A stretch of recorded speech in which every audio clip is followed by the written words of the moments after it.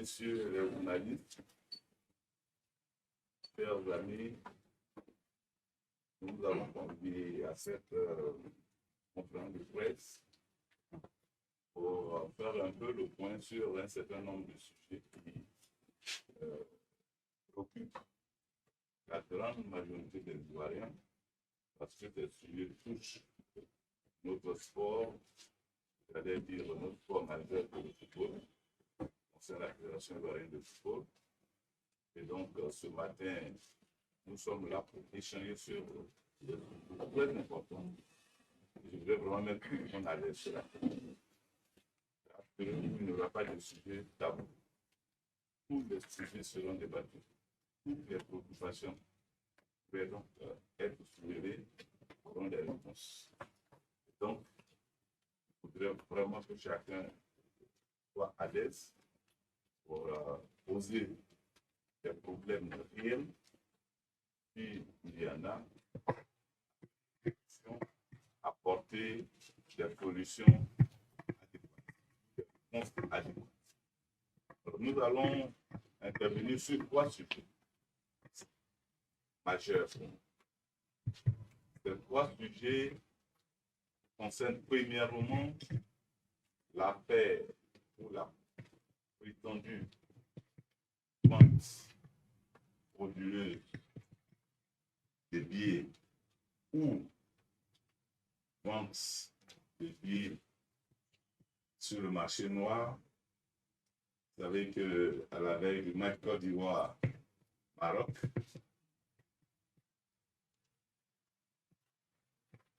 ce sujet a alimenté la polémique. Suite à une vidéo qui a été donc publiée donnant l'information que les responsables de la FIF auraient organisé une vente frauduleuse de billets sur le marché noir. Cette vidéo est devenue virale et nous avons été obligés de réagir aussitôt par une conférence de presse pour expliquer et dire les actions qui devraient être menées. Il est bon que, à ce stade des faits, que nous puissions clarifier les choses, apporter des réponses aux préoccupations des uns et des autres. Le deuxième sujet va donc concerner la question du forfait de nos éléphants. Et le troisième sujet sera relatif à nos compétitions locales, notamment la question du démarrage des compétitions. La Ligue 1 a démarré, la Ligue 2 est en attente, la Division 3 est également en attente, et puis le football féminin en attente. Donc, nous aurons à intervenir sur ce troisième sujet.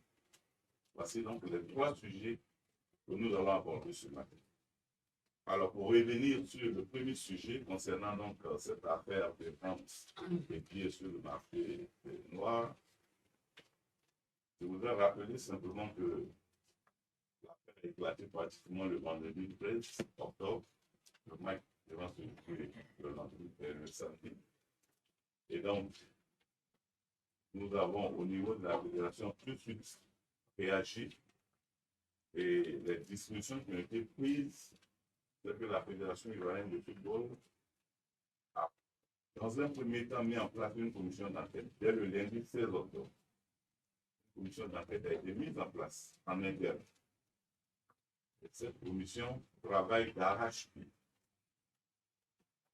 Plusieurs éléments internes ont été mis à la disposition de cette commission qui travaille en toute quiétude et qui passe au peigne fin tous les éléments à sa possession.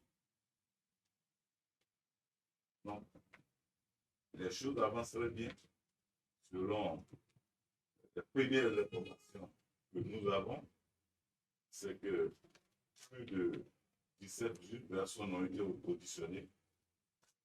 Les éléments de sécurité ont été mis à la disposition de cette commission. Quand je parle des éléments de sécurité, nous avons un système de vidéosurveillance Donc, tous ces éléments ont été mis à la disposition de la commission et qui ont été travaillés. Ça fait aujourd'hui 11 jours que la commission travaille et nous pensons, selon les informations qui nous ont été apportées, qu'en début de semaine prochaine ou la semaine prochaine, on aura donc les résultats de cette commission d'enquête.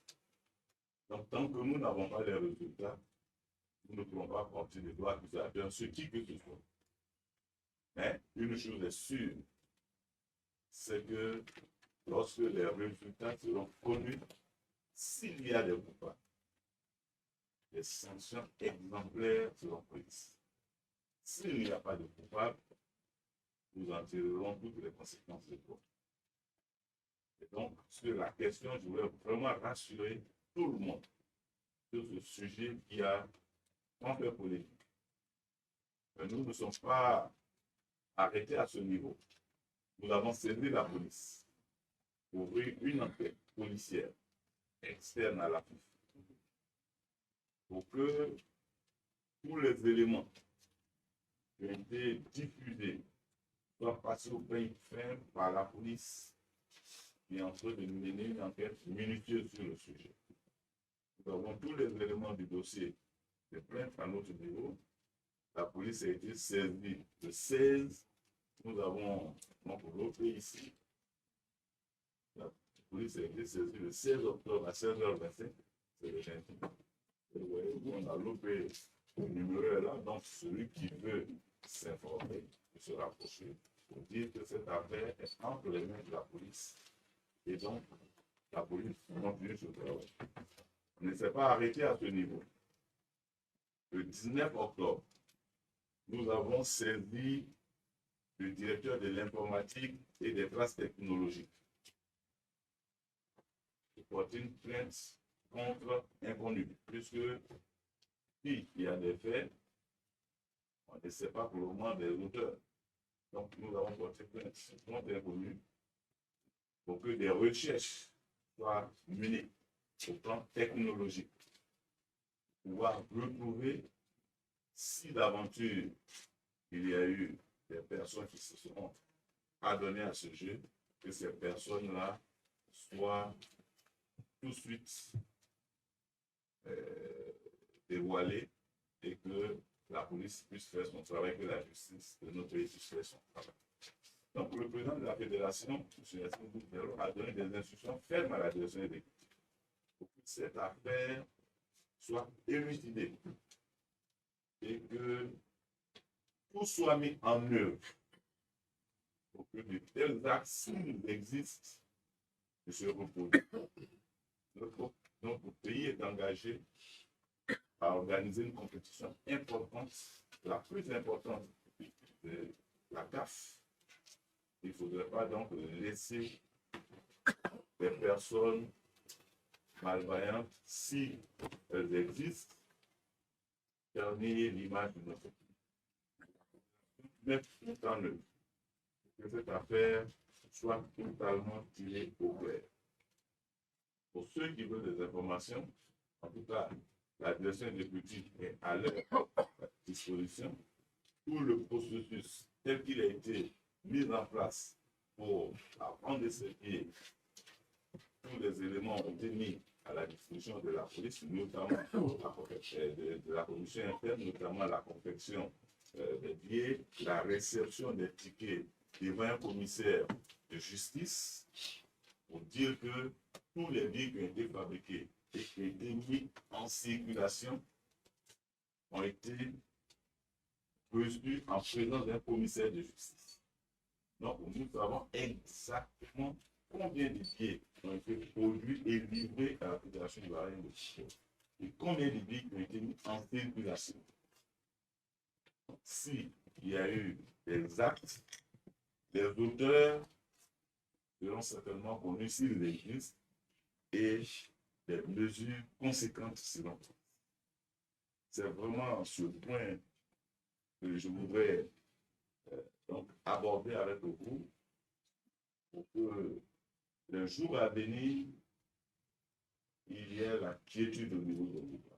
Et de tous ceux qui voudront venir en Côte d'Ivoire pour le cas, surtout pour les compétitions de filles nationales.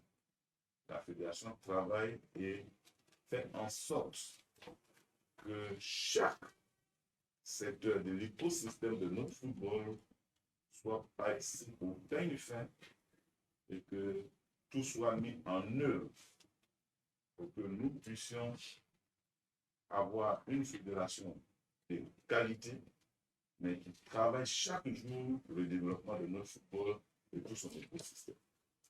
Donc, sur ce point, voici les informations que je tenais à apporter à la connaissance des sources pour dire que l'enquête poursuit son cours.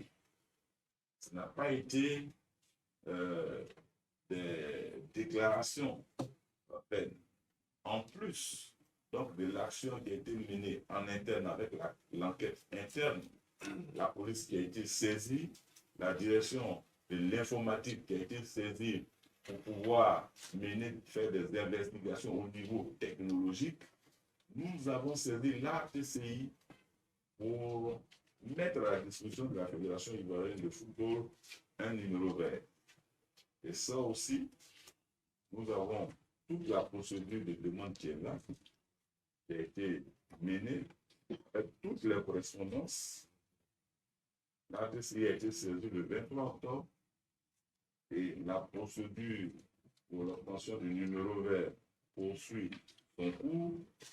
Nous pensons que d'ici quelques jours, nous aurons ce numéro vert qui sera mis à la disposition de toute la population pour que s'il y a d'éventuels faits, non seulement concernant ce sujet, mais pour d'autres faits, pour lesquels des Ivoiriens pouvaient apporter des informations à la connaissance du comité exécutif, qu'ils utilisent ce numéro pour que la fédération soit saisie, pour que je suis soutenir ce sujet soit traité. Voici donc les informations que je voulais donner sur ce sujet.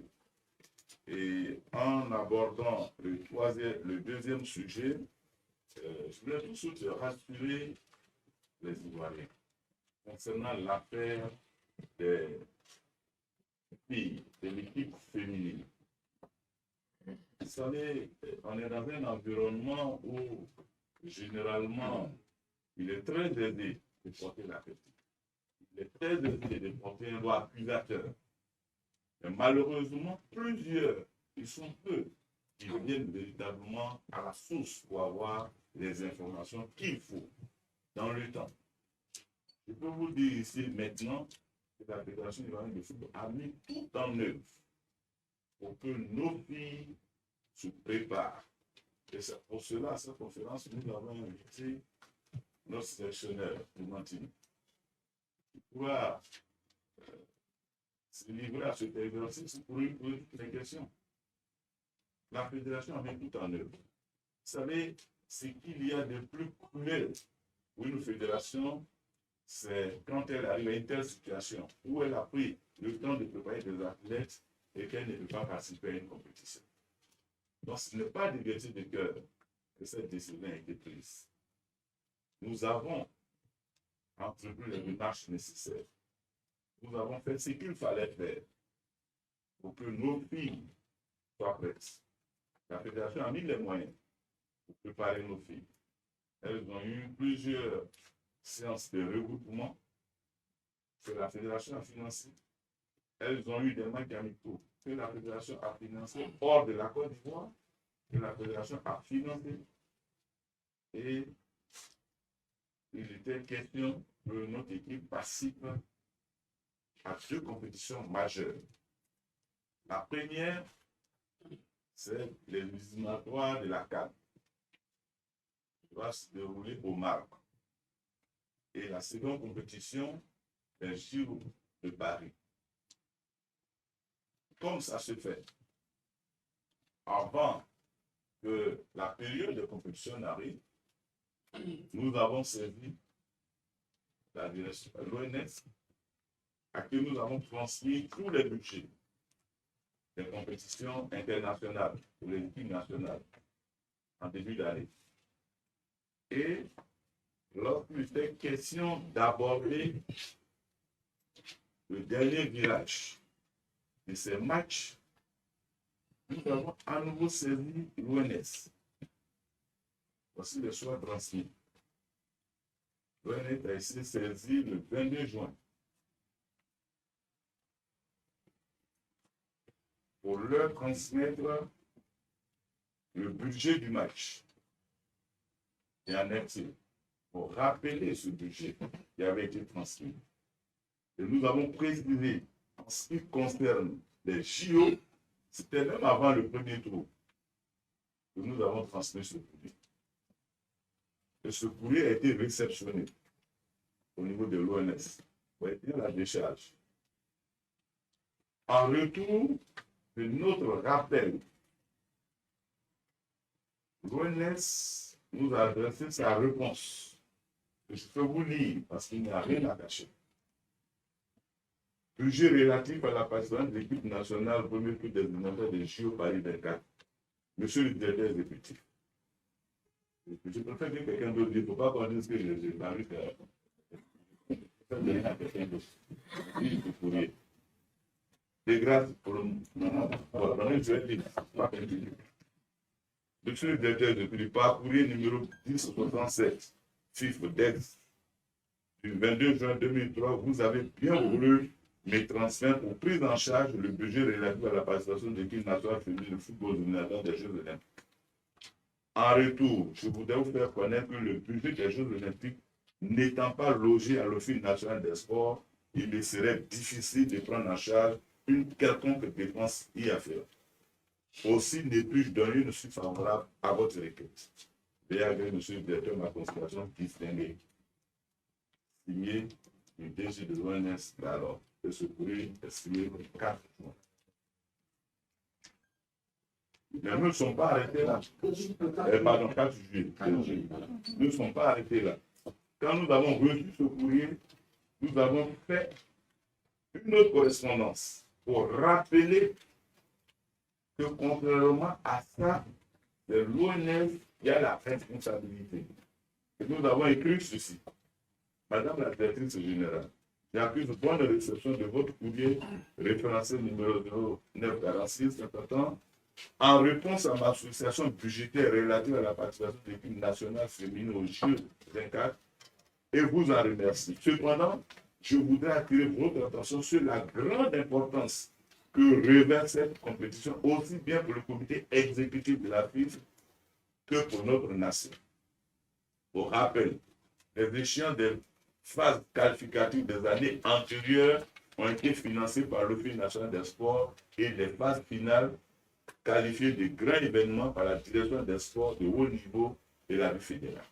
En tout état de cause, je vous ai transmis le tableau récapitulatif des compétitions des sélections nationales pour l'année 2021 dans lequel figure la dite compétition. Ainsi, suite au forfait concédé par la Sierra Leone pour le premier tour, je vous ai fait parvenir en date du 4 juillet un nouveau budget pour les 2 matchs amicaux de l'équipe nationale féminine A en Algérie que je vous serai gré de bien vouloir prendre en compte. Vous en souhaitez avoir une réception. Sur ce courrier, nous n'avons plus eu de suite. Pas de financement. L'équipe devait aller en Algérie.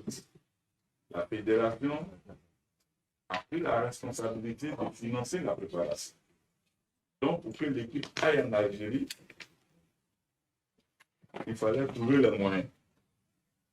Et un budget a été mis en place pour faire partie de l'équipe. Ce budget a été transmis à l'ONU, mais nous, dans l'équipe, ne pouvons pas financer. Et la fédération a donc financé le déplacement de notre équipe pour sa préparation à hauteur de 49 280 000 pour le match amical contre l'Algérie que la fédération a financé sur l'enfant.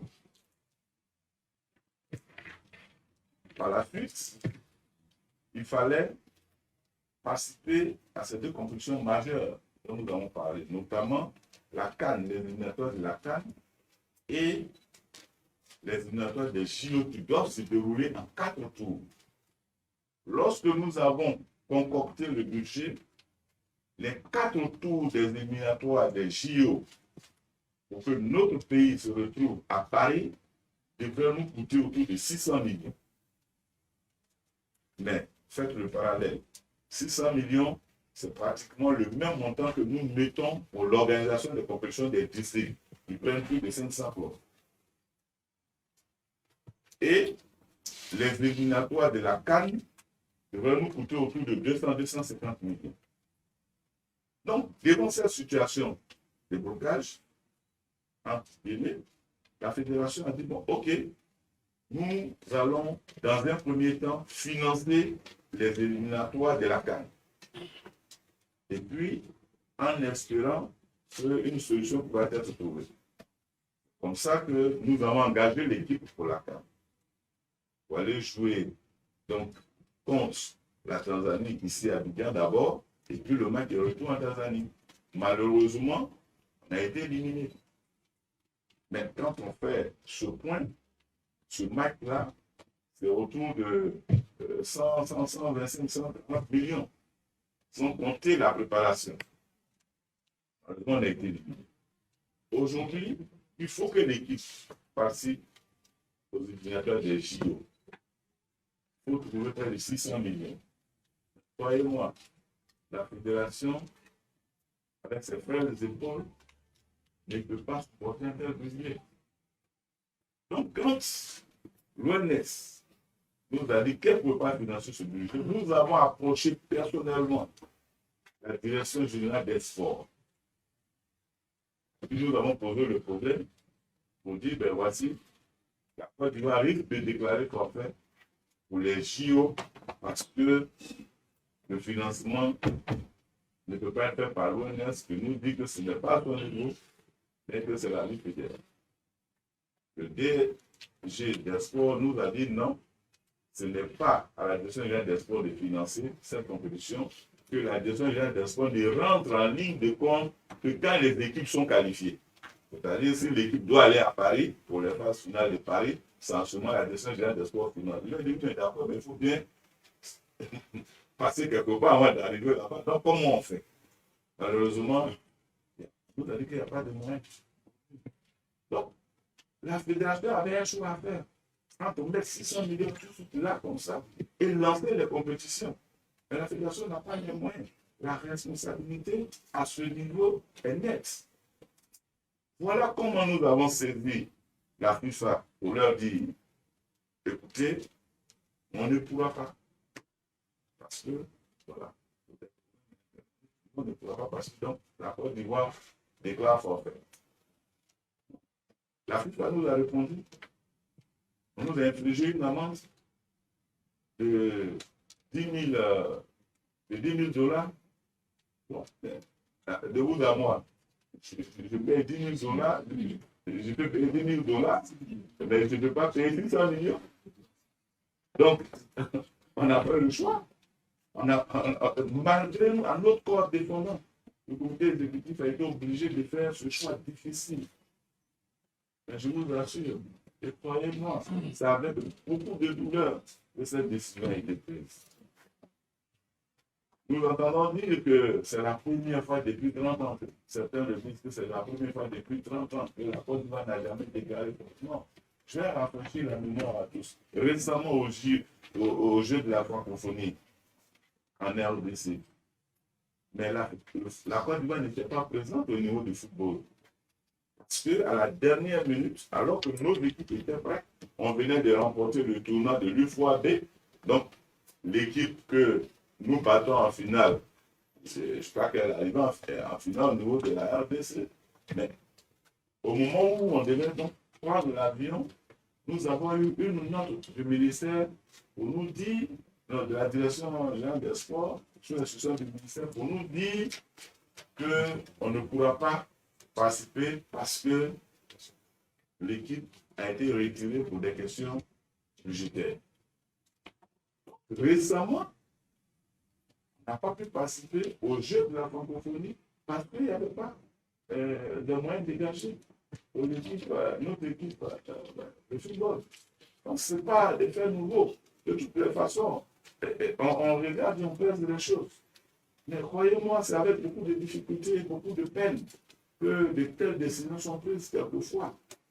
Comme je l'ai dit, il n'y a rien qui soit plus peinant pour une fédération de préparer des athlètes et de se rendre compte qu'ils ne peuvent pas compétir. Donc, ce n'est pas un plaisir de faire ainsi. Mais quand quelque chose s'impose à vous, vous êtes obligé de vous y soumettre. Et c'est ce que malheureusement le comité exécutif a pu faire.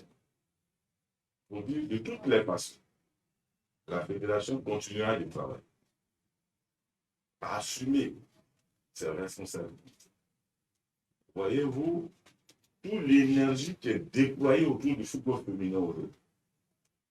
Lorsque le comité exécutif prenait fonction, le football féminin avait 10 équipes en Ligue 1. Était subventionné à hauteur de 2,5 millions.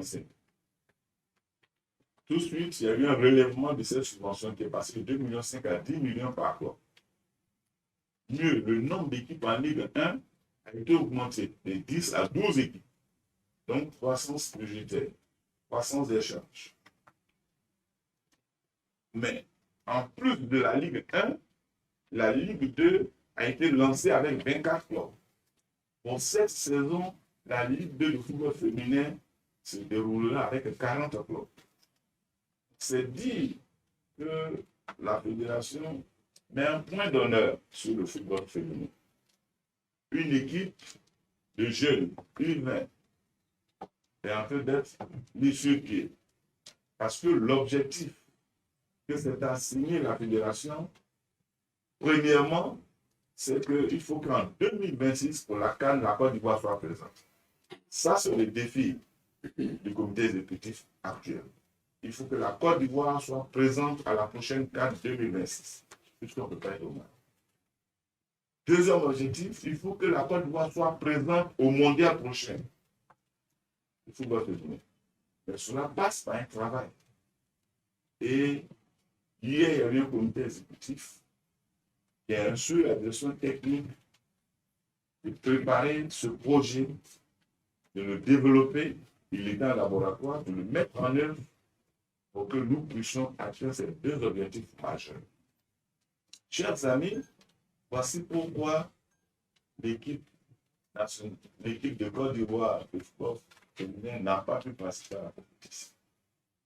C'est malgré nos efforts que nous étions obligés de prendre une telle décision sur l'instruction donc du comité exécutif. Sur le troisième sujet, qui concerne le championnat local. Là aussi, il y a eu beaucoup de déclarations, mais je peux vous rassurer. Il y a plusieurs qui ont dit que oui, c'est parce que la fédération n'a plus d'argent qu'elle ne veut pas lancer les compétitions de Ligue 2 et autres. Chers amis, ce n'est pas vrai. Ce n'est pas vrai. Si la fédération n'a pas les moyens pour lancer ces compétitions locales, c'est qu'elle n'a pas sa raison d'être là. Ce que les gens ne savent pas, depuis le mois d'août, la fédération paye toutes les subventions au club, sans même qu'il n'y ait de compétition. Depuis le mois d'août. Et chaque mois, c'est 412 millions que la fédération paye au club au titre de subventions, alors que le championnat n'a pas démarré. Donc, le mois d'août, le mois de septembre et le mois d'octobre, on est à plus de 1 milliard 236 millions que la fédération a payé comme subvention. Croyez-vous que quelqu'un n'a pas les moyens d'organiser une compétition et qui va continuer de payer des subventions? C'est du non-sens. Donc, la question ne se pose pas au niveau des moyens. La question cruciale se pose au niveau de la structuration de l'organisation de nos clubs. Et la CAF est intransigeante sur la question. Parce que c'est une mesure qui existe depuis 2012 au niveau de la CAF. Et que pour cette saison et les saisons à venir, la CAF a exigé que tous les clubs qui doivent participer aux compétitions, aussi bien interclubs de la CAF que les compétitions locales, que ces clubs aient des licences. Auquel cas, ces clubs ne doivent pas participer. La Ligue 1 a démarré. Vous avez entendu dire Oui, mais nous, la Ligue 1, tout le monde n'était pas à jour, et puis ils ont fait démarrer la Ligue 1. C'est pas vrai. C'est pas vrai. Tous les clubs de la Ligue 1 ont eu leur licence. La première décision qui est sortie a octroyé la licence à 7 clubs de Ligue 1. Non, il y a eu 9 clubs qui ont été recalés. Et à la veille de la compétition, la dernière décision est sortie pour octroyer la licence à tous les 9 autres clubs. Nous avons entendu cette décision ici dans les locaux de la fédération jusqu'à 1h du matin. Parce que le tribunal qui tranche cette affaire est totalement indépendant de la fédération. Ils étaient en train de travailler. Nous leur avons dit que la compétition doit commencer le lendemain avec le match d'ouverture. La chance qu'on avait, c'est que les équipes qui devaient jouer le match d'ouverture avaient déjà eu leur licence. Donc, on n'avait pas d'inquiétude pour le match d'ouverture. Mais il fallait bien que samedi et dimanche, le championnat continue. Donc, le tribunal a travaillé. Et c'est à 1h du matin que nous avons reçu les 9 décisions des 9 clubs qui ont eu la licence. Aucun club de la Ligue 1 n'a participé à ce championnat et n'est passé à ce championnat sans licence. Je mets quiconque au défi. Nous nous le demandons. Nous avons toutes les décisions avec nous. Et ces licences octroyées à cette fois. Il était question donc maintenant de passer à la phase de la Ligue 2. Malheureusement, sur les 24 clubs de la Ligue 2, il n'y a eu que 4 qui ont eu la licence. Croyez-moi, on ne pouvait pas. Mais avant même ces 4, la première décision qui est sortie a octroyé la licence à 2 clubs. L'Africa et AG de Guidelot, qui sont dans des poules différentes. Et la boutade du président de la Ligue a dit, ah, mais si les autres n'ont pas de licence, c'est que moi, je dis à mes 2 clubs, ils vont monter en Ligue et puis bon, c'était la boutade quand les clubs ont été conduits à licence de travail. Mais la réalité, c'est ça. Et c'est 2 jours après que nous avons reçu notre décision qui octroyait la licence à 2 autres clubs, notamment l'US Bassam et Benjerville. Ce qui a porté le nombre de clubs à 4 sur les 24. Mais croyez-moi, si on lance un championnat avec 4 clubs, mais les mêmes qui crient aujourd'hui que pourquoi ne faire pas, c'est les mêmes qui ont dit que ce n'est pas un championnat, pourquoi on peut faire un championnat avec 4 clubs? Non, nous avons demandé aux autres clubs de se mettre à jour. Nous sommes rentrés en contact avec la CAF pour échanger, pour demander des délais supplémentaires. Et le président de la fédération lui-même, M. Yassine Diallo, est monté au créneau, a saisi le département licence club de la CAF. Pour leur dire, mais voici une situation, quelle est la ligne de conduite? Ils ont été clairs et catégoriques à le président. Monsieur le président, il est hors de question que les clubs jouent sans licence. Nous comprenons la préoccupation au niveau de la Côte d'Ivoire, mais telle est la décision. Il y a des aménagements en interne qui peuvent être faits. Et on va regarder. Mais il y a des questions de faire jouer les clubs sans licence. Donc, hier, il y a eu un comité exécutif au bout duquel ce sujet a été porté devant le comité exécutif qui est le gouvernement du football. Nous avons exposé la situation pour dire que nous avons 4 clubs. Mais au moment où nous étions en comité exécutif, le tribunal de première instance chargé du dossier siégeait. Et avant la fin du comité exécutif, il y a eu 7 nouveaux clubs qui ont bénéficié de la licence. Ce qui fait qu'à ce jour, jusqu'à hier, j'allais dire, on est passé de 4 à 11 clubs sur les 24 clubs qui sont détenteurs de la licence. Et la liste, ça peut être disponible. Les clubs ont été notifiés automatiquement. En division 3, puisque une décision a été rendue pour la division 3, il y a 40 clubs en division 3. Sur les 40 clubs, il y a eu 6 clubs qui ont eu la licence. Devant cette situation, le comité exécutif a pris une résolution après avoir consulté la CAF pour décider que les championnats vont démarrer. vont démarrer, mais à condition que tous les clubs qui n'ont pas eu leur licence remplissent les conditions au plus tard le 31 décembre 2023. Et cette demande a été formulée au niveau de la CAF, il a accepté. Ce qui veut dire que dès ce week-end, la Ligue 2 va démarrer avec les 11 clubs qui ont eu la licence et avec les 13 autres clubs qui n'ont pas eu la licence. Mais, ils auront cette obligation de pouvoir obtenir leur licence au plus tard le 31 décembre 2023. Cela ne va pas arrêter l'action du juge qui est en charge du dossier. Et l'accord qui a été trouvé avec la CAF, c'est qu'au 1er janvier 2024, tous les clubs qui n'auront pas eu de licence seront retirés de la compétition et suspendus pour 2 ans. Rétrogradés et suspendus pour 2 ans. Au 1er janvier 2024. Nous pensons que c'est un accord qui peut nous permettre d'avancer. Et donc cette décision a été déférée devant le comité exécutif hier. Et le comité exécutif a pris cette résolution de faire démarrer les choses. Donc, vous me répétez, la Ligue 2 va démarrer ce week-end.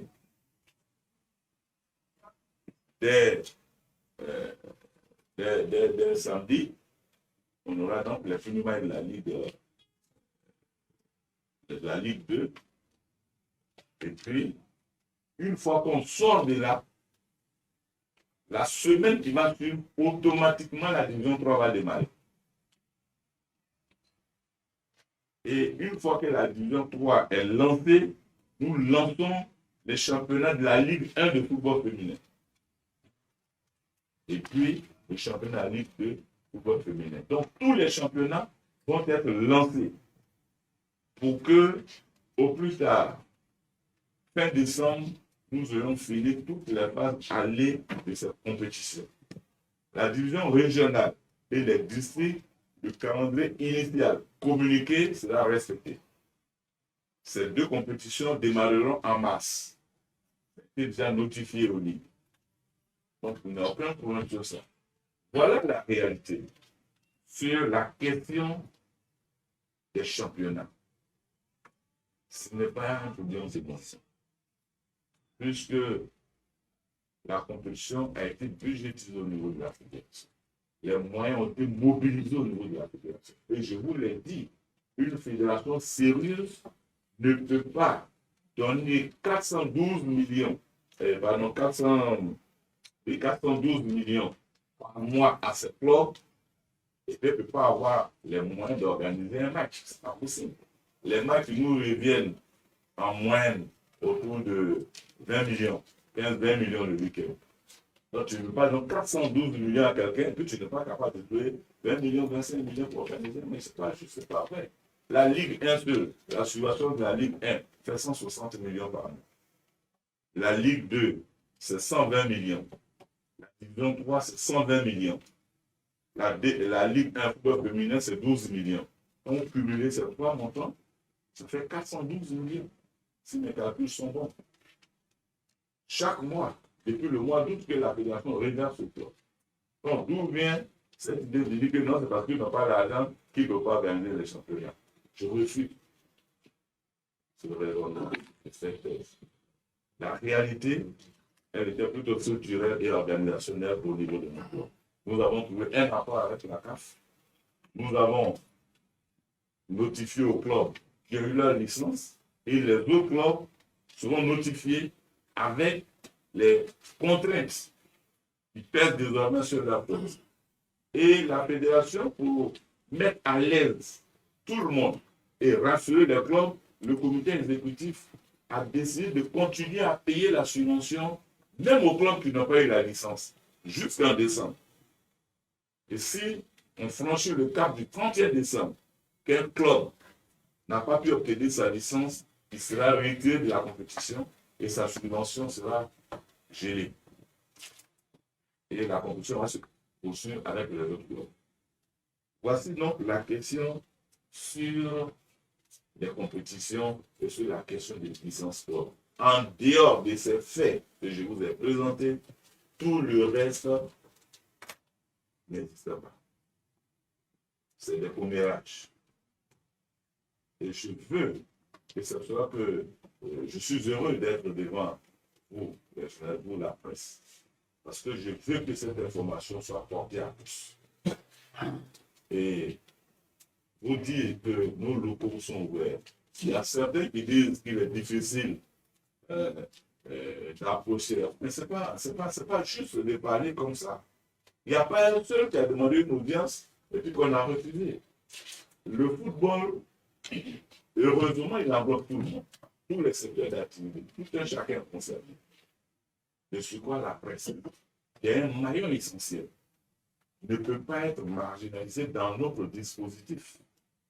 Donc, j'invite tous nos amis de la presse, quels qu'ils soient. Vous savez, nous autres, nous sommes des produits de contradiction. On aime la contradiction. Parce que si tu veux progresser, il faut accepter la contradiction et tirer des leçons de ceux qui ne sont pas d'accord avec toi. Parce que ceux qui ne sont pas d'accord avec toi ne sont pas forcément tes ennemis.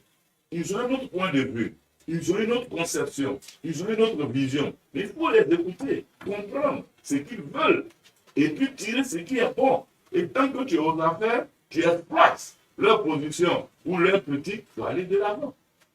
Donc, jamais en aucun cas, on ne va brimer quelqu'un qui s'oppose. Et vous comprenez, vous êtes d'accord avec moi, et ils sont des milliers qui ne sont pas forcément d'accord avec notre vision. Quand je dis notre vision, c'est la vision portée par le président Yassine Idriss Diallo. Mais c'est dans ces contradictions que nous sommes plus forts. Parce que nous tirons l'essentiel de notre fonctionnement de ces points de divergence que nous capitalisons. Et celui qui n'a pas envie de progresser, c'est celui qui n'accepte pas d'être critiqué. Donc nous sommes ouverts à toutes sortes de critiques. Quelquefois, les gens vont dans la délation. Mais même dans la délation, nous avons des éléments positifs que nous retirons. Parce que ça veut dire qu'on ne peut pas tous voir de la même façon quelque chose. Vous savez, il y a des choses qui ne s'excusent pas. Il y a la couleur, parce que ça dépend de ce que chacun voit. Et s'il a des points de vue que lui voit rouge, là où toi tu vois jaune, à toi de le convaincre que ce n'est pas du rouge, mais c'est du jaune. Donc ça, là, tu ne vas pas lui faire la guerre pour ça. Mais il y a des points de vue qui ne valent pas la peine d'être discutés. C'est comme la religion. Mais quand quelqu'un a ses convictions religieuses, pourquoi veux-tu qu'il abandonne ça pour pouvoir te suivre? Donc c'est la même chose. Aujourd'hui, nous gérons un bien public. Nous ne sommes pas éternels ici. C'est ce que nous faisons et c'est ce que le président de la Fédération nous répète chaque jour. Il faut que chaque fois que vous travaillez, vous ayez l'esprit que vous devez donner le meilleur de vous-même. Parce que ce qui est important, c'est l'héritage qu'on doit laisser aux générations futures. Nous avons trouvé notre football à un certain niveau. Il faut le mettre à un autre niveau. On ne va pas passer le temps à critiquer ce qui est passé. Celui qui veut évoluer, il tient compte de ce qui est passé, mais il regarde de l'avant. Et aujourd'hui, on est en train de mettre notre football à un autre niveau, notamment au plan structurel, au plan organisationnel, au plan même des moyens. Mais croyez-moi, on ne va pas donner 100 millions à quelqu'un et ne pas lui demander des comptes. Je suis désolé. On donne des moyens conséquents aujourd'hui à nos clubs. Un club de Ligue 1, il reçoit 100 millions. Demandez dans la sous-région combien de clubs ont comme subvention. Donc, si aujourd'hui, on met 100 millions à la disposition d'un club, qu'on ne lui demande pas les comptes, les mêmes qui se plaignent, c'est les mêmes qui vont dire, mais pourquoi ils donnent l'argent de contribuable à des personnes et ils ne leur demandent pas des comptes. C'est pour cela que la question des subventions, nous sommes intransigeants. On dit, tous les moyens seront mis à la disposition des clubs et les clubs doivent rendre compte. Dieu merci.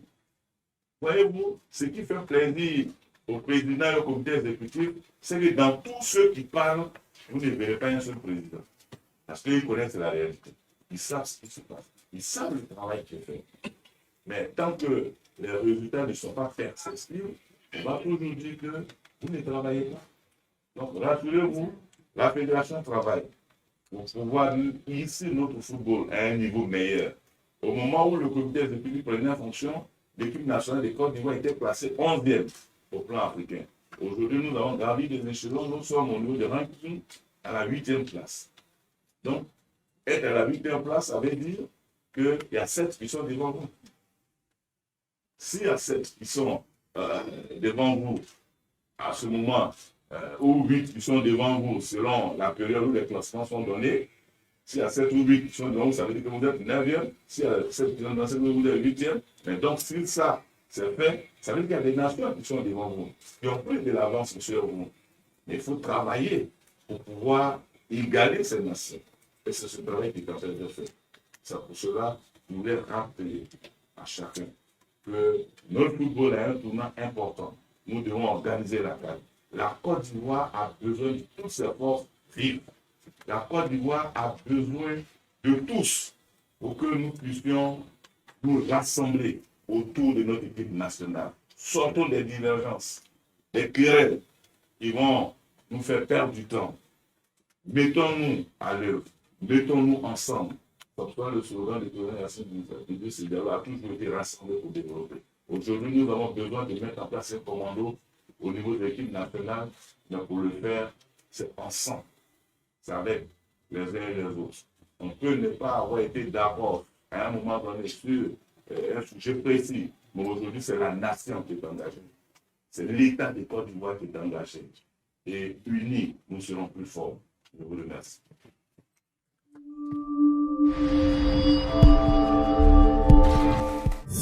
Yeah.